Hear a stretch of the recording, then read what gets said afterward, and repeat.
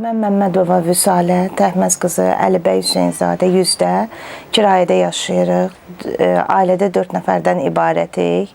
Özüm 2-ci qrup əliləm, bronxit asma xəstəliyi ilə əziyyət çəkirəm.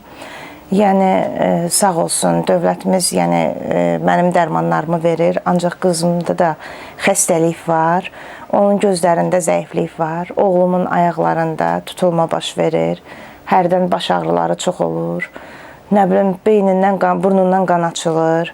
Ancaq qızı müalicə edə bilirəm, 3 aydan bir çatdırıram bir tər. Elə vaxtım olur ki, gecikdirirəm, heç müalicəsini apara bilmirəm. Yəni gözünün vaxtı keçir.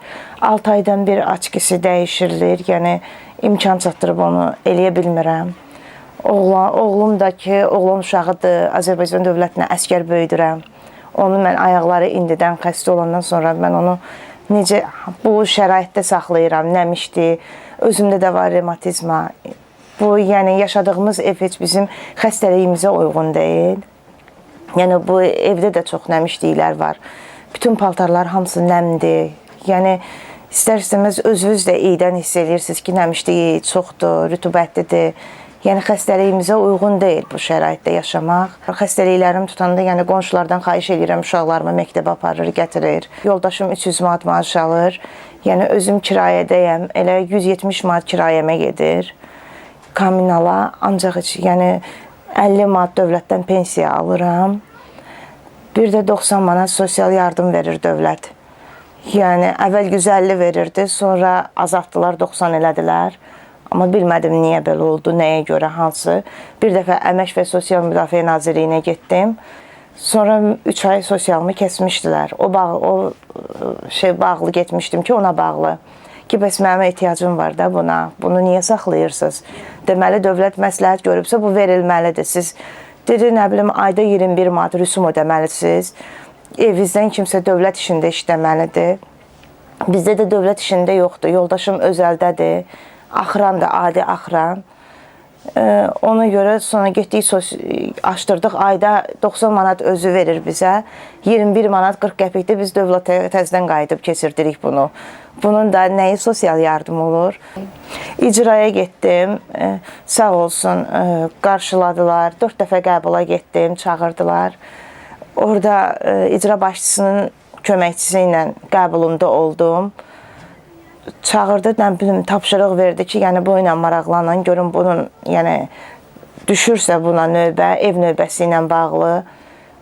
İndi gözləyirəm də oranın da bir xəbərini ki, neysə desinlər, necə olsun. Sonra, maddi durumumun olmadığına görə gördüm uşağım ayağından çox əziyyət çəkir. Səhiyyə Nazirliyinə müraciət elədim, ərizə formasında göndərdim. Çox sağ olsun Oqtay Şirəliyev və cənablarına göndərdim. O mənim ərizəmi qarşıladı və o tapşırıqlar verildi. Uşaqlarım yoxlanıldı, ancaq müalicəsi barəsində heç nə olunmadı. Sadəcə olaraq zəng vurdu, maraqlandı ki, uşaqlar necədir, hansı şəraitdədir. Yəni başqa sonra heç bir bundan xəbər olmadı. Sonra ölkə başçımıza ərizə yazdım, xanımına da, özünə də ki, mən bu xəstəliklə, bu şəraitdə, bu vəziyyətdə çox pis vəziyyətdəyəm. Az qaldı ki, hətta ki, öz millətimizdən də atqaz edeyim, başqa bir ölkəyə vətəndaşlığını qəbul edeyim. Bu dərəcəyə də düşdüm. Çünki çox mənə dedilər ki, Germaniyada yaxşıdır, oranı o dərəcəyə gəldim. Amma sonra dedim, yox, nə də olmasa, öz vətənimdir də, yenə öz millətim başqa ölkədən daha yaxşı olar. Yəni, onlar da baxmadılar bu ərizəyə.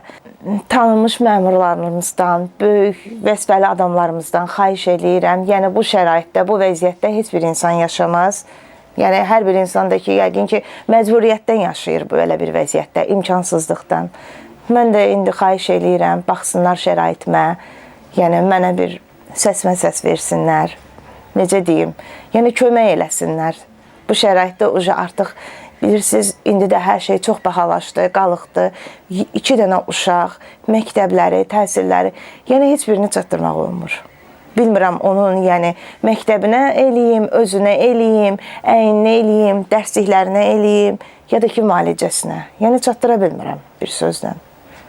Çox pis vəziyyətdəyik.